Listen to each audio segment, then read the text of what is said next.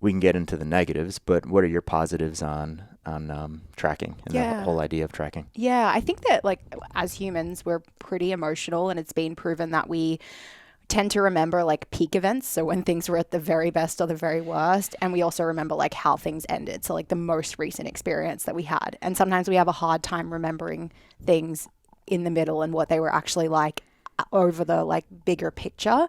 So that's where I think monitoring trends can be interesting because Mm-hmm. it can be really easy to feel like total garbage about your diet because you had one really bad experience or one really recent bad experience, or think that things are actually going really well based on the last like 1 week versus the last 2 years. So that's where I think tracking can be super beneficial, is kind of like you said, just offering a bit of an objective lens to remove the emotional side of, am I moving in the right direction or am Mm-hmm. I moving in the wrong direction? Because ultimately numbers don't lie, but numbers do lie sometimes too, right? And we know that with a lot of tracking and measurement, it's not always that accurate. Yeah. Like a lot of the tech that's available today, and then there's always the human element of like, how am I inputting this data? What am I choosing to share versus choosing not to share? Because we do have that discretion when we're, choosing how we log things. It's not always accurate. So Yeah. I think to say it's objective is maybe a little incorrect. Yeah. Um, I mean, I think you can track some things that are objective, like Yes. hours of sleep, Yep. right? Like things like that. Yeah. I mean, we'll get into the inaccuracies of a lot of other things, but I think we could track a lot of things that are very objective, like, the Bristol stool chart, like little things like that, where it's like, it is what it is, right? When we start getting into like HRV and all that stuff, or like heart rate when I'm doing MAP 7 mixed versus MAP 7 cyclical, it's like, yeah, that shit's like, is it real, right? Depending on what thing we're using to measure those. Um, I also think I think the negatives outweigh the positives. Yeah. Obviously, each one of these things that we're going to walk through, I'm probably going to like vary and go back and forth on them, but overall, I think the negatives outweigh the positives. And the thing that comes to mind when I think about the negatives is, imagine, someone. Let's take a very specific example. Someone that's just measuring their weight, right? And that's all they're doing. They're just measuring their weight. On one hand, you can have a person that is very knowledgeable. They understand trends. They understand, I ate this yesterday, so I know I'm going to hold on to some inflammation or something like that today, and I'm not going to freak out when my scale says that I gained 2.5 pounds. You have that person, but on the other side, you have, and this is, I would argue, probably the majority. You have the person that is not even thinking about all those other things. It's like, oh, I did this, so it's going to equal this. They just see the number and they're just like, that's the only truth that they see. So you have someone that is not happy with their weight, and you're like, weigh yourself every day. For the person that understands those things, that could be a very powerful tool because they start to wrap their brain around like, oh, like there are these like ebb and flows, and one thing that I do affects this and all of that. And I can kind of like take an average of 7 days, and I'm not going to freak out when I see a higher number. But the person that you're like that doesn't understand those things, and you're like, jump on the scale every single morning, and I want you to report back on that number. That person with no context is going to be afraid almost every morning before they get on the scale, because if they see a 2 pound increase and they think that they're doing the right things, and lifestyle and nutrition and all this stuff that their coach prescribed to them, they're going to get down when they see that 2.5 pound increase, even if it was Thanksgiving yesterday and they just crushed a bunch of alcohol and food and sodium. That person, it's probably not good to tell that person, hey, I want you to measure this thing every single day with no context. And that's one example of weight. But I think people get that way about everything. Like there's some people that get that way about everything that we're going to walk through. So without a level of context, I think it's really dangerous for people to overmeasure because it takes away their own thoughts and their own feelings and what's actually going on inside of their heads. So that's like the first thing, in terms of like the negatives that I see with self-tracking, is it just takes away the opportunity to self-govern. Yeah.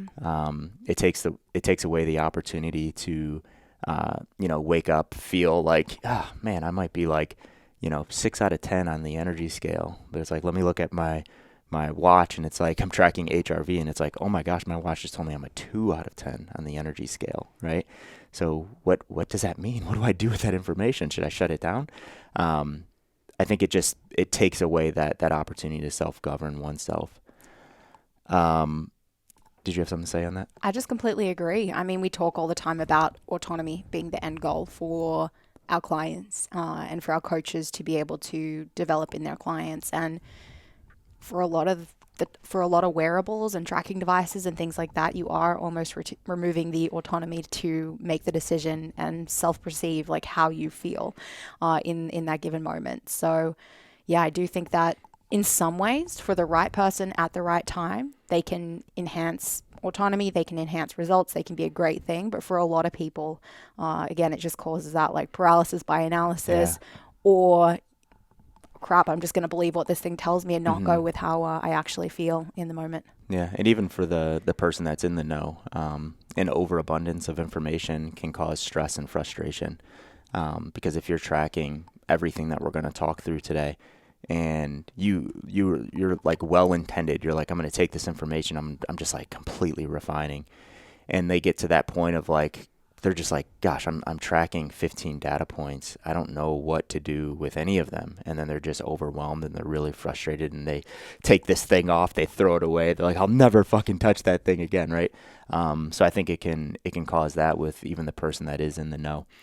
And then I think overcomplicating, um, leading to data that can't be comprehended, where it's just like, you know, and what I mean by that, and the difference between like over tracking versus just like over complicating is like, let's say that we read this new article, right? And this thing was peer reviewed and it was saying that like, let's say it was associated with HRV, like AM HRV associated with increases in aerobic performance, and we're trying to connect that to what kind of zone we're staying in, right, when we're training. So for example, I know that didn't make a lot of sense. For example, what I'm trying to get to is, let's say that you come in at a this thing has a measure of HRV, and let's say you're 60, right? Your HRV score is 60. And that paper that you read said, if you're in this zone in HRV, you should train in this zone aerobically if you're doing aerobic training. So we're like, okay, HRV is 60. That means that, I meant to hit something. I'm just going to throw out some like random RPE Sure. numbers for aerobic work. That means that I intended to train at like an 8 out of 10 RPE, but because it's 60, this paper said that I should probably train at a 6 out of 10 RPE. Okay, let me put my band on. Let me do this. Let me get out there. And then that person starts going and they have their thing on the screen and they're like, oh shit, this thing's pushing me into zone 3. I need to stay in like zone 2.5.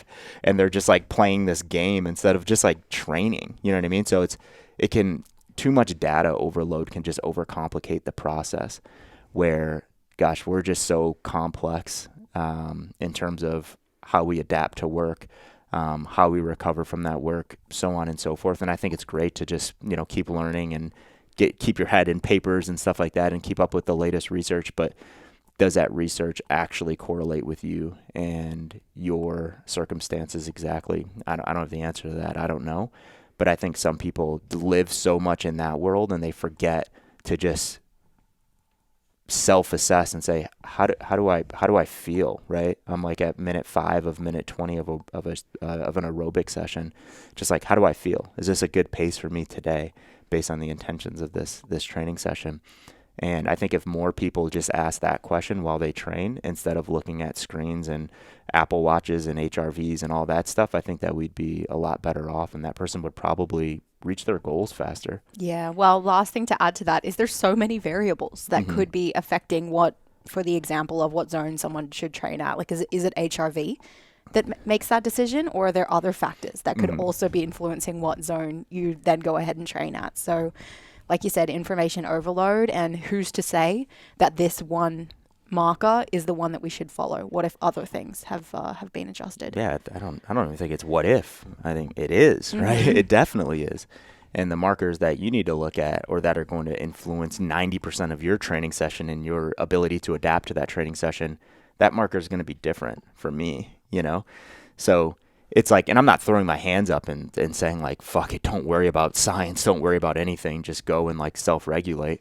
All I'm saying is that you can't fall so much into that camp where you're just like, I'm unbelievably dogmatic and I have to stay over here. I think with everything, the answer is kind of a mixture of the two or of the three of the five variables that you can consider.